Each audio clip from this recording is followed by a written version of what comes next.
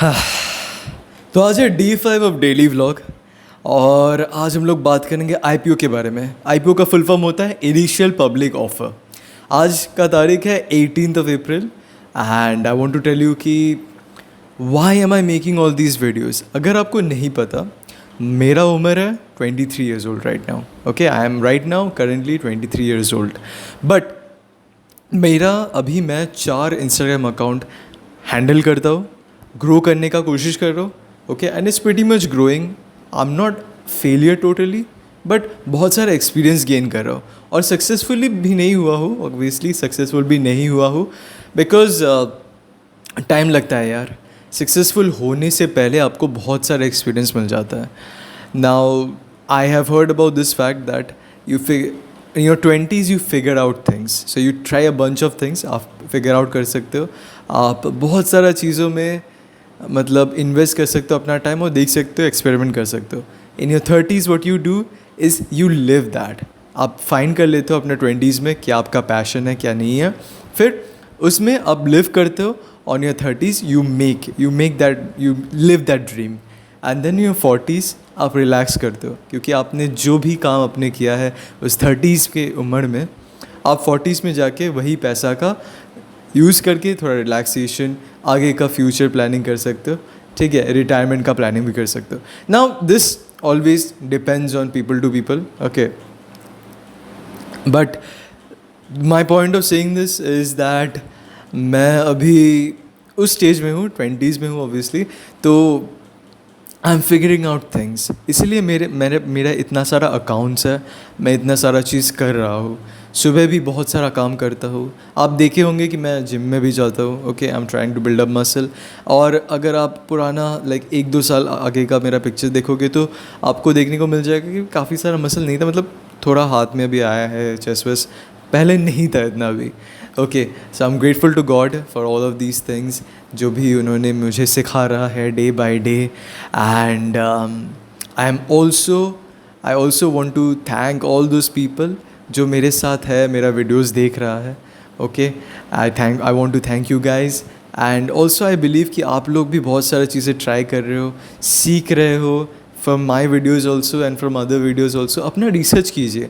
I always suggest कि आप always जाके अपना रिसर्च कीजिए कोई भी चीज़ शुरू करने से पहले। अगर आप ट्रेडिंग शुरू करने वाले हो, आप पहले पेपर ट्रेडिंग कीजिए। पेपर ट्रेडिंग करके आप पहले मतलब बिना पैसे का ऑब्वियसली आप पेपर ट्रेडिंग कीजिए।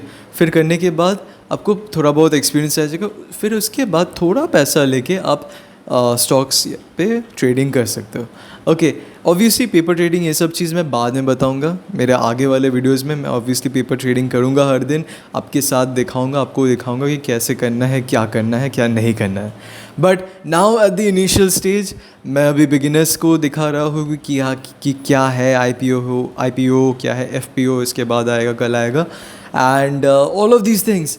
Okay, and there are so many more things कि आप ट्रेडिंग से पहले बहुत सारा चीज़ जानना पड़ता है। इतना आसान नहीं है गेम, ऑब्वियसली इतना आसान नहीं है। आपको बहुत सारा चीज़ देखना पड़ता है, फिर जाके आपको थोड़ा नॉलेज आ जाता है तो आप ट्रेडिंग करना चालू कर सकते हो।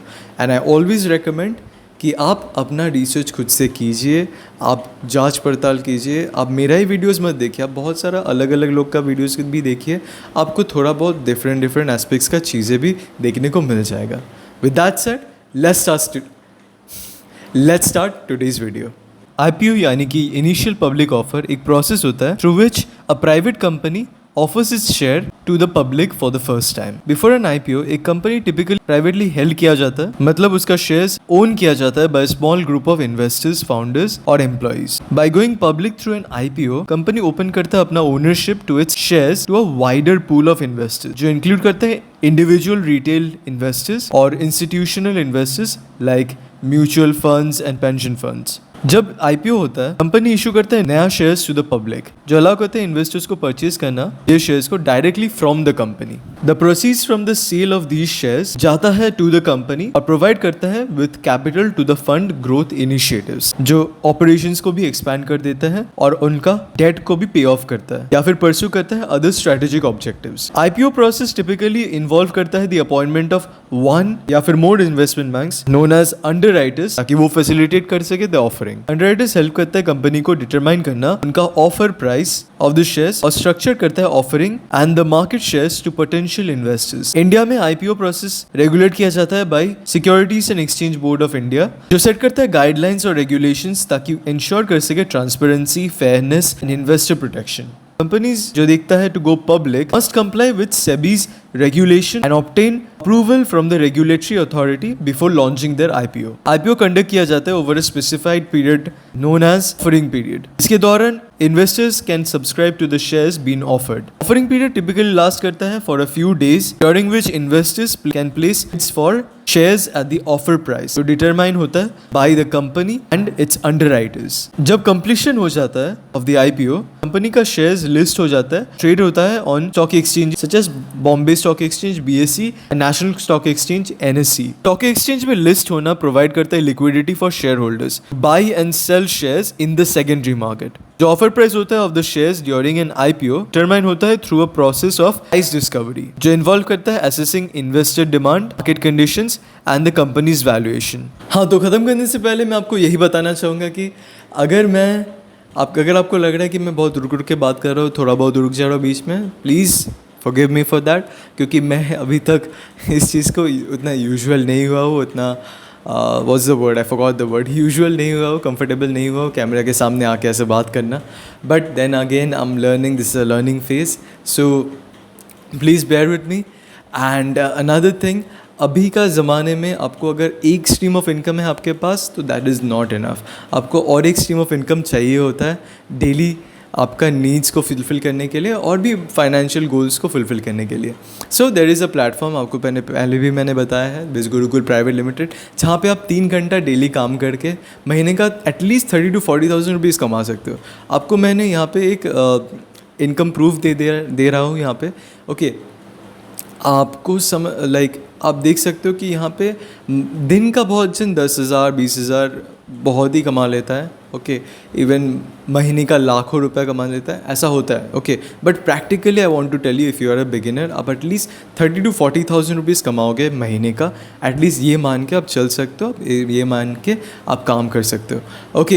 एंड अगर आपको डिटेल्स जानना है इसके बारे में, आप मुझे व्हाट्सएप कीजिए इस नंबर पे और मैं आपको सारा डिटेल्स शेयर कर दूंगा, एक फ्री का वीडियो भी सेंड कर दूंगा, जिसके थ्रू आप देख के काम स्टार्ट कर सकते हो और आप महीने का 30,000 to 40,000 रुपीज़ कमा सकते हो।